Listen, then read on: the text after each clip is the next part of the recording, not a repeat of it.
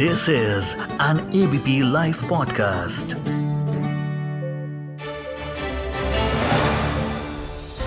Hello and welcome to Clear Cut by ABP Live podcast, a show tailored for the simple truth that there's nothing more important to a democracy than a well-informed electorate.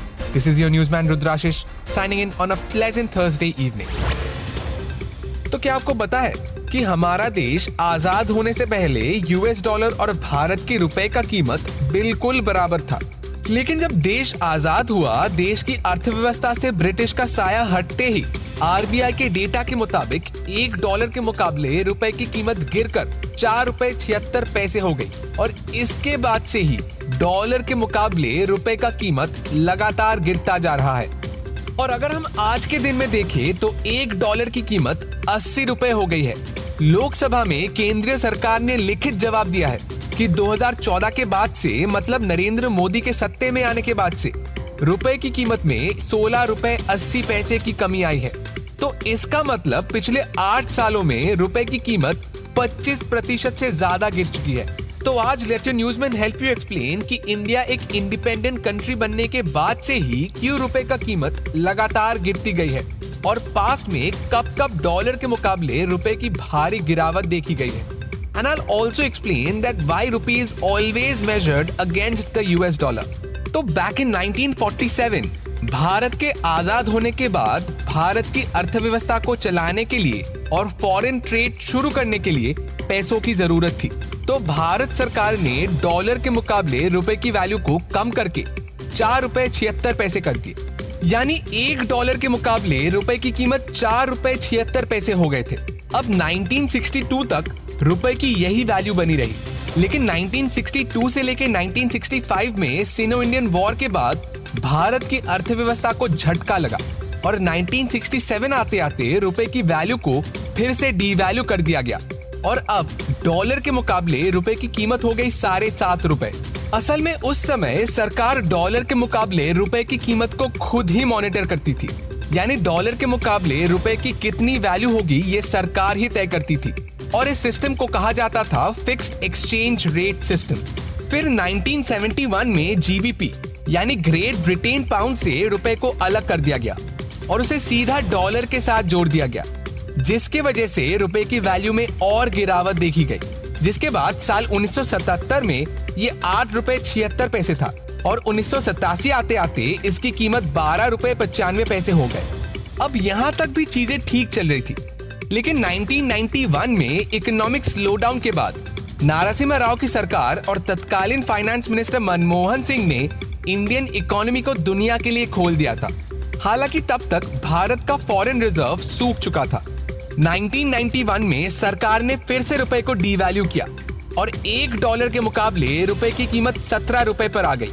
1993 आते आते सरकार को समझ आ चुका था कि रुपए का ये कांस्टेंट डिक्लाइन सरकार के हाथ से बाहर होती जा रही है। ऐसे में नारासिम्हा राव की सरकार ने फिक्स्ड एक्सचेंज रेट सिस्टम की जगह फ्लेक्सिबल एक्सचेंज रेट सिस्टम की पॉलिसी इंप्लीमेंट कर दी, यानी डॉलर के मुकाबले रुपए की कीमत को मार्केट के हवाले कर दिया गया, जिसके बाद रुपए की वैल्यू तेजी से गिरनी शुरू हुई और 1997 आते आते डॉलर की कीमत रुपए के मुकाबले ₹36 पर गिर गई। आने वाले वक्त में रुपए की इस गिरावट को ना तो अटल बिहारी वाजपेयी की सरकार संभाल पाई और ना ही मनमोहन सिंह, और इस तरह दिसंबर 2014 तक रुपए की कीमत ₹63.33 तक पहुंच गई। 2014 में गिरते रुपए के वैल्यू को चुनाव का मुद्दा बनाने वाली भाजपा भी आज रुपए की गिरावट को नहीं संभाल पाई और आज रुपए की गिरावट ने सारे रिकॉर्ड्स तोड़ दिए हैं। अब यहाँ 2 सवालों का जवाब खोजना मैंडेटरी है। पहला कि रुपए गिर क्यों रहा है और दूसरा क्यों डॉलर के साथ ही रुपए के वैल्यू को मेजर किया जाता है। सो बेसिकली रुपए की कीमत कई फैक्टर्स पर निर्भर करती है, जैसे inflation, employment, business losses, foreign exchange reserves, share market का उतार चढ़ाव, GDP etcetera. So in a nutshell, the main reason for the decline in the value of rupee is the fast exhausting foreign reserve. अगर foreign reserve कम होगा तो रुपए कमजोर होगा और अगर ये ज्यादा होगा तो रुपए मजबूत होगा। This can also be seen by linking it to recent events.